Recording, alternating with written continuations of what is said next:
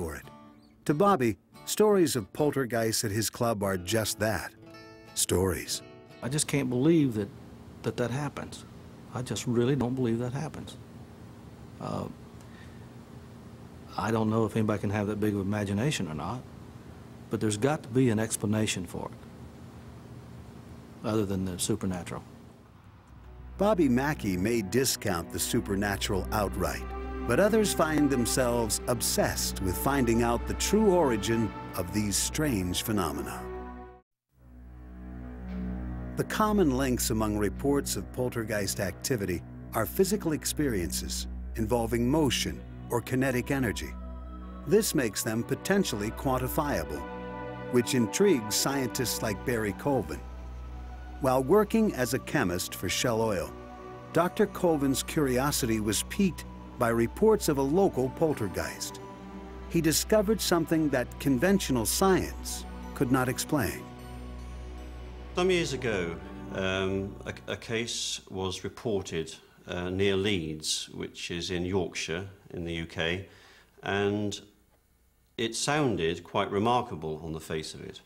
And this revolved around a hotel in which there were the parents and a son, and this son was the centre, it seemed, of some poltergeist activity. Upon arrival at the hotel, Colvin and other witnesses, including colleagues from Shell, were startled to see eggs floating through the hotel lobby. The egg actually travelled rather slowly.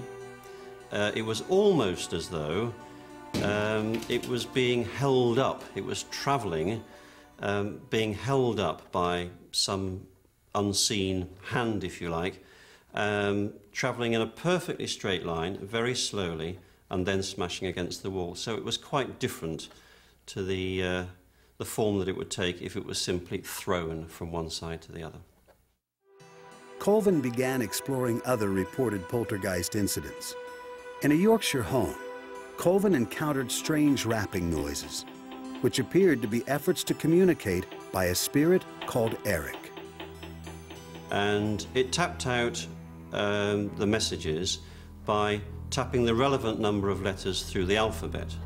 So, for example, if it wanted to tap the letter M, it would be 13 taps, and so on.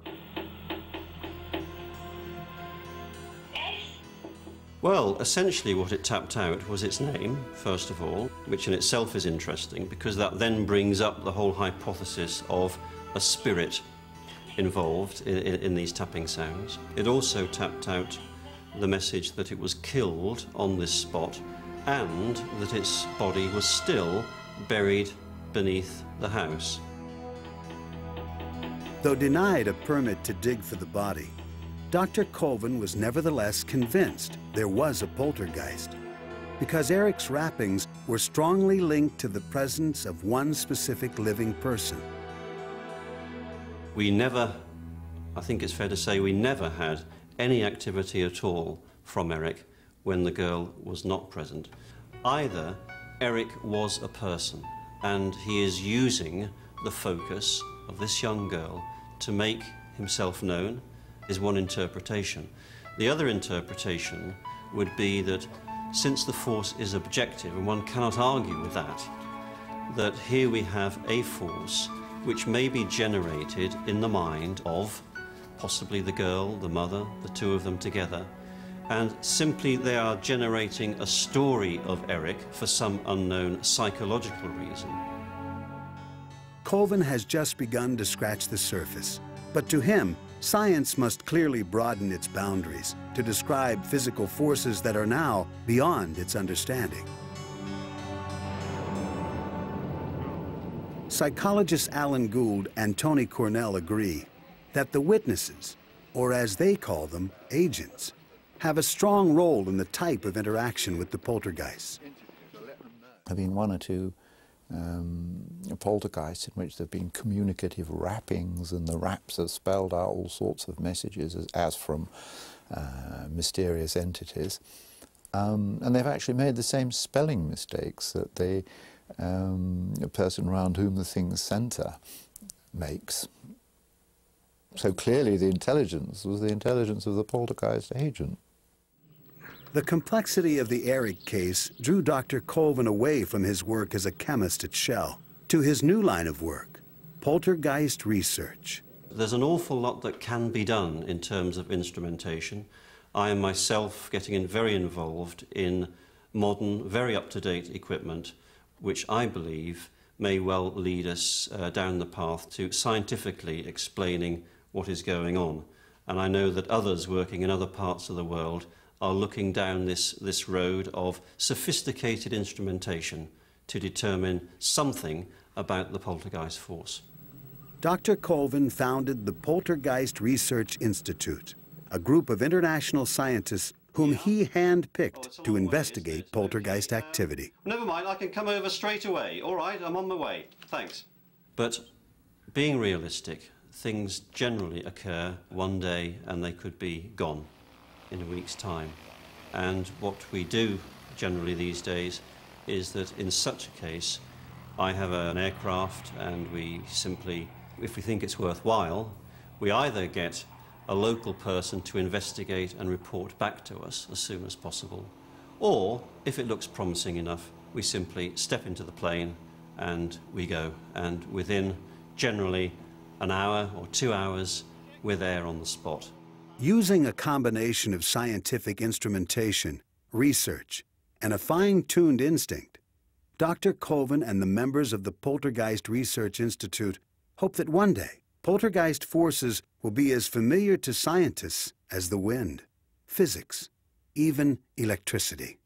As some scientists keep looking for explanations for poltergeist activity, there remains a chasm between those who will only believe in empirical evidence and those like Raphael Bibbo, who believe there is more to our world than science can tell us. Spirits exist as well as we exist. It's interdimensional. They're here with us. And the only way you're going to deal with it is just like if I'm talking to you, you talk to them. And yeah, you're going to have pranksters. You're going to have people that can harm you. They can harm from that side as well as you can harm me. So it's just like a human being, except they don't have a physical body. And how can you account for fax machines or radio or television? You can have 4 or 5 televisions or radios in the same room, and everything is coming in on a different channel. And they're all pure, okay? How can you explain that and think that the mind is any less capable of these miracles? Others acknowledge that while we may never know the source of poltergeist energy, we should at least acknowledge its presence and try to understand its power. For years and years and years, investigators have heard these things happen. They know that certain people have to be present for these things to happen. They happen around a particular person or a group of people. But I think we've got to concentrate on the person around which these things happen if we're going to get the answer. If we're going to get the answer. So far, we've got nothing. In the end, the way we perceive poltergeists will ultimately be determined by how we use our own minds to perceive ourselves and our environment. The most powerful tool in misdirection is the spectator's mind, because if the correct suggestions are given, their mind will take those suggestions and believe anything that is related to them. Paranormal experiences, including poltergeists, are a normal part of the human condition. They reflect who we are. They reflect our wishes. Sometimes those wishes aren't always positive. They don't reflect our beliefs, which aren't always positive. They reflect our relationships with other people. When we are all said and done, poltergeists are genuine experiences, but they're a psychological phenomena rather than a parapsychological one. Is it possible that we do not yet understand the capabilities of our own untapped energies? As psychics and scientists alike grapple with the mystery of poltergeists, the real answers may lie hidden in the recesses of the minds of those who have met them, and there they will remain, unexplained.